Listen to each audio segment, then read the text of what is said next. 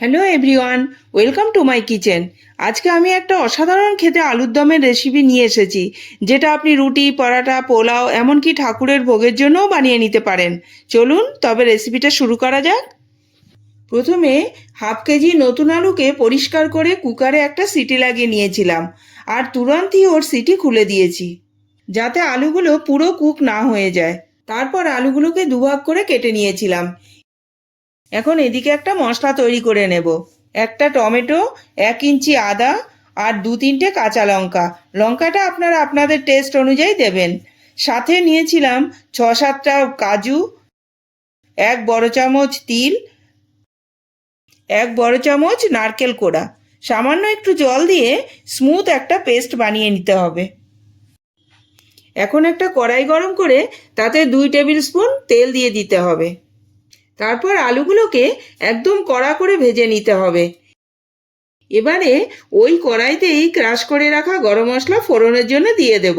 বন্ধুরা, একবার এই ক্রাশ করা গরম মশলা ফোড়নে দিয়ে দেখবেন, একটা অদ্ভুত সেন্ট আসে আলুর দমে। তারপর যে মশলাটা পেস্ট করে রেখেছিলাম ওটা ঢেলে দেব।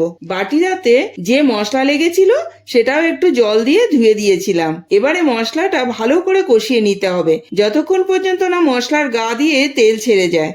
এই সময় দিয়ে দিতে হবে স্বাদ মতো নুন, হাফ টিস্পুন হলুদ পাউডার, 1 টিস্পুন ধনে পাউডার, 1 টিস্পুন কাশ্মীরি লাল লঙ্কার গুঁড়ো। এটা অপশনাল, এখানে আপনি আপনার পছন্দ মতন লঙ্কার গুঁড়ো দিতে পারেন। এখন হাতে করে ক্রাশ করে একটু কসুরি মেথি দিয়ে দিতে হবে। তারপর সমস্ত মশলাটাকে মিশিয়ে ভালো করে কষিয়ে নিতে হবে। এবারে ভেজে রাখা আলুগুলো মিক্সড করে দিতে হবে। এখন গ্রেভির জন্য 1 কাপ গরম জল মিক্সড করে দিতে হবে। বন্ধুরা, সবসময় চেষ্টা করবেন এই ধরনের রান্নার জন্য গরম জলটাই ইউজ করতে। দেখবেন গ্রেভিতে একটা অসাধারণ টেস্ট হয়। এখন ভালো করে সব মিক্সড করে স্রেফ 3-4 মিনিটের জন্য ঢাকনা দিয়ে ঢেকে দিতে হবে। 4 মিনিট হয়ে গেছে। দেখুন, আলুগুলোও খুব সুন্দর হয়ে সেদ্ধ হয়ে গেছে। এখন উপর থেকে হাফ চামচ গরম মশলা গুঁড়ো আর 1 চামচ ঘি দিয়ে ভালো করে নেড়েচেড়ে নামিয়ে নিতে হবে। দুর্দান্ত স্বাদের আলুর দম একদম রেডি। বন্ধুরা, ভিডিওটা ভালো লাগলে চ্যানেলটাকে সাবস্ক্রাইব করতে ভুলবেন না যেন। আবার দেখা হবে একটা নতুন ভিডিওর সাথে। Thank you.